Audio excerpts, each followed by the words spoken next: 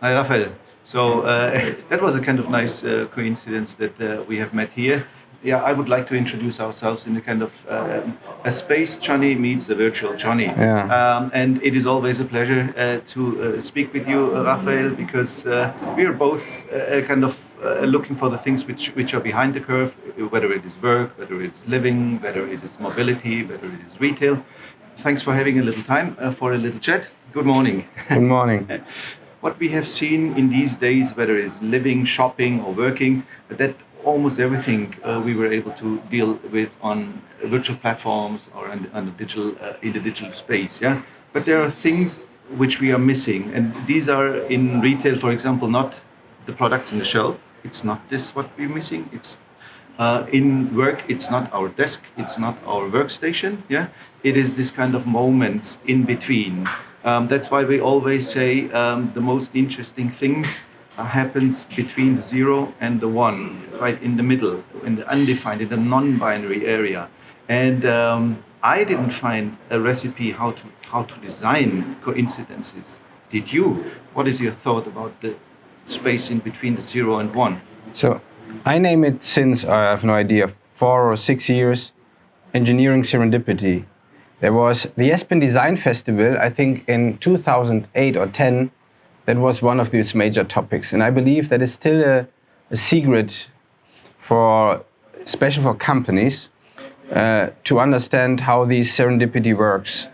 Because at the end of the old decade, we are so trained in rationality, productivity, and efficiency that there is no space for serendipity. And honestly, I have no idea, but I think there is kind of a receptor that is like density. You need a kind of density. Second is you need different people. And third is that the people are open to have a kind of interaction, maybe with someone they don't know. Yeah. Basically, it's about the serendipity moments, what we need to create, and most probably it also turns into this kind of more conscious way of travel, more conscious way of work, so that you take time that these moments could happen. Yeah, and honestly, now in that time when people are afraid to go back to office again or to travel, that is really hard to create a serendipity, because there's a real vacuum on people and density. And I know, I really feel it, because I had the last 14 weeks or 15 weeks, oh my God, only a few physical interactions. And I really learn less during that time comparing to my normal agenda. Yeah. And there is one point why it is important to go back to office again and even take the opportunities to work from home wherever you want. It's like these serendipity moments, yeah. Mm-hmm. Because you can't engineer it. There's no code for that. Or there's no app. Maybe we can say today. Maybe, yeah, for sure. We don't know. Yeah, like always, yeah. All right. The other topic, what is interesting for me, you were posting some questions on LinkedIn last days.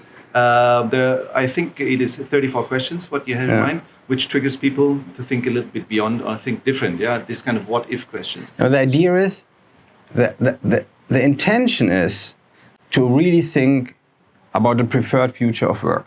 Mm-hmm. Not to start the next new work campaign. So really is, what is your preferred future for your organization, for your company? And then we come to the point how important it is to provoke, because there's no ad hoc answer. And for that reason, we take this tool of the what-if questions. Okay. That was an initiative. Yeah. That's a cool idea. Just take it out and irritate or provoke. Yeah. Very cool, very cool. What is the most sexy question of the what-if questions you want to talk about today? For you personally? So there are two. One is this Vitra-related question about mention your office is your university, is your stage where you play, where you invent, where you meet, and where you do things you don't do it normal, because all these repetitive work is done by a machine. Yep. Yeah, this is one of them, and the other is like, what if cobots and robots take over, what it means then, what would you do with this kind of freedom you have? Yeah. That's a cool one. Is there any kind of thought from you you have spent on, if I'm buying for myself a robot who's doing my job, do I still get my salary? So that would be, honestly, that would be then the next step. So the what if question helps you to come in another time, to think in a broader context, and to frame proper a problem. So if you come to that point, then you have to address that into an ecosystem, say, okay, what happens then with then? Okay, cool. So that was a kind of nice chat. Thank you very much, Raphael. I think we need to do some work, right? And we never make appointments. We just meet by coincidence. We leverage the power of the serendipity moments. Thank you very much, Raphael. Always welcome. Thank you.